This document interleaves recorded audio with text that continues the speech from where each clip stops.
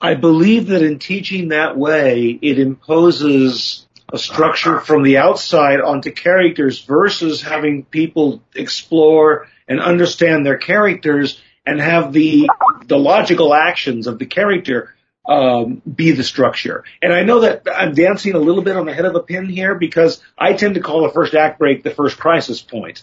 And, you know, the emphasis is from the inside out versus imposing from the outside on top of something. And these books now that, and I don't know all of the Save the Cat elements. I do know that Blake Snyder does have a style, and just as Sid Fields does it, and I learned from Sid. I was in Sid's very first class years ago, and it was an eye opener for me. But as I grew and understood the nature of character, and going back to Mamet, and going back to Glengarry Glen Ross, where once again, you don't know what that plot is per se. You were just watching these people interact under extremely difficult circumstances. And you're following the characters. And I don't know that anyone would point to a first act break or a second act break in that film. Does that make sense?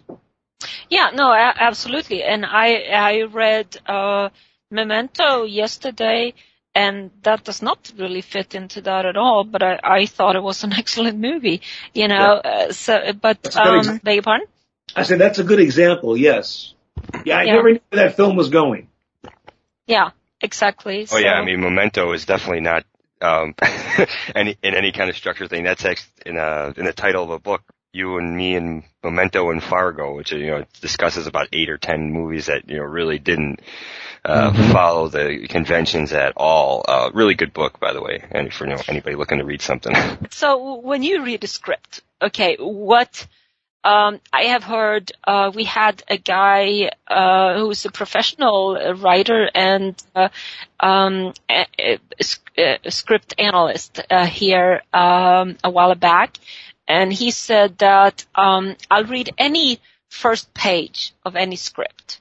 Okay, if I like the first page, I read the 10 first pages. If I like the first 10 pages, I'd be happy to read the first 30 pages. Okay? When you read a script, what do you look for as far as being good, interesting, has potential, or whatever? Well, that's it's interesting. I just, in the broadest sense, I just want to be compelled. I like to be entertained. If it's a comedy, clearly I like to laugh. If it's a drama, I like to be sucked in. I love a compelling, unusual protagonist. You know, but once again, I like to be in the hands of a storyteller who just, I'll go wherever they want to go, you know, and, you know, look, if by page 40 there hasn't been a great deal of activity, yeah, I'm going to stop reading. And going back to what that analyst said, I oftentimes, and I hate to say it and be this cynical, but by page 2 or 3, I know almost across the board if this thing's worth reading or not. That's you know, the other hand. A funny story to tell you, and forgive me if I told this last time, but this script right now that my agency is packaging, it's called Echo. And it was sent out last January, and it got some interest from a number of companies, Dick Donner's company, Neil Moritz, Steve Tish's, and the reactions were all the same. They love the setup, they love the characters, they love everything except this particular piece of business in the third act. And my agents were telling me this, and I was so upset. And they said, no, this is good news. They're reading the script. They're finishing the script. And that was a bit of an eye-opener for me because I assumed that having some credits and some credibility, that when you send a script, when your agents, you know, send a script out from a credible source, that they will at least read it. That's not the case. Even I have to win the reader over, you know, every 10 pages or whatever that person said. So, I mean, I'm aware of that when I write. I'm very aware of that. But in the end, and this is part of the what I was doing in the seminar, was not taking the point of structure so much as developing characters and conflicts and letting that dictate, to some degree, where the story leads. And what we had done in this seminar in Hawaii is there were about 40 people in the room, and I just had them all write down 1 or 2 sentence ideas. And then we collected them, and I randomly picked 3 of them, read them, we voted on one. We got a kind of a story going. Where does this idea take us? What theme does this lend itself to? And then we started with the characters, and I just hammered the characters and bringing in the defining the need and bringing in the obstacles.